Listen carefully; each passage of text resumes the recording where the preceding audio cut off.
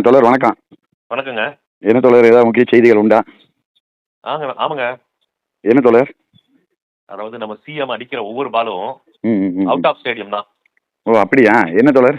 இன்னைக்கு ஒரு master stroke வச்சு விளையாடிட்டாரு. என்ன தோழர்? அதாவது இன்னைக்கு 40,00,000 பேருக்கு ம், ம், ம். ரூ. 2,000 அக்கவுண்ட்டுக்கு அனுப்பிச்சிருக்காரு. ஓஹோ! ஓ!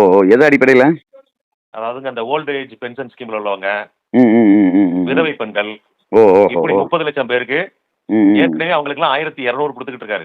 Okay, okay, okay. ம், இந்த ம். மாசம் சிறப்பு உதவி தொகையா 2,000 சேர்த்து 3,200 வச்சாச்சு. வரவு வச்சாச்சு அக்கவுண்ட்ல. ஓகே, ஓகே, ஓகேங்க. ம், ம், ம், ம். அது போக மாற்றுத்திறனாளிகள் 6,00,000 பேருக்கு ம், ம், ம், ம். ஒவ்வொருத்தருக்கும் ரூ. 3,500.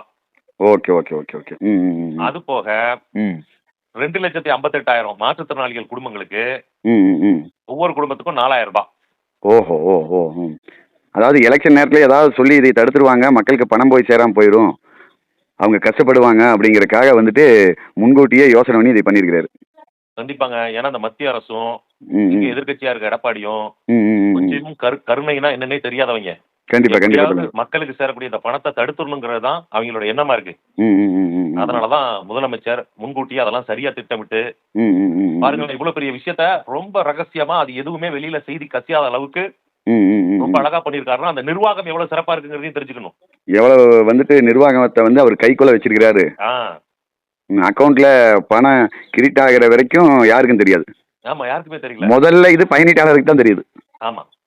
ஒரு தொலைக்காட்சி விவாதத்திலையும் கூட ம். இது தேர்தலுக்காக பண்றது, தேர்தல் ஸ்டண்ட் அப்படின்னு சொன்னாங்க. அதுக்கு நம்ம செந்தில்வேலன் கூட என்ன சொன்னாருன்னா, தேர்தல் இதாவே இருக்கட்டும்.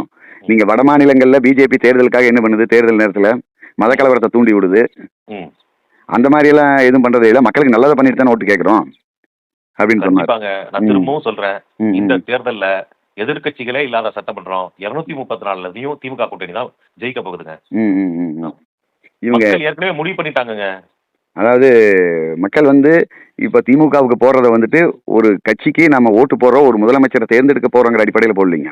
போடலாம். இவ்வளவு நாள் வந்துட்டு நம்மளுக்கு உதவி பண்ணின ஒருத்தருக்கு நன்றி சொல்றதா நினைச்சு தான் ஓட்டு உதயசூரியனுக்கு போட போறாங்க. அவங்க நன்றி சொல்ல காத்துட்டு இருக்கிறாங்க. தன்னுடைய ஓட்டின் மூலியமா நம்ம முதலமைச்சருக்கு நன்றி சொல்றதுக்கு காத்துட்டு இருக்கிறாங்க.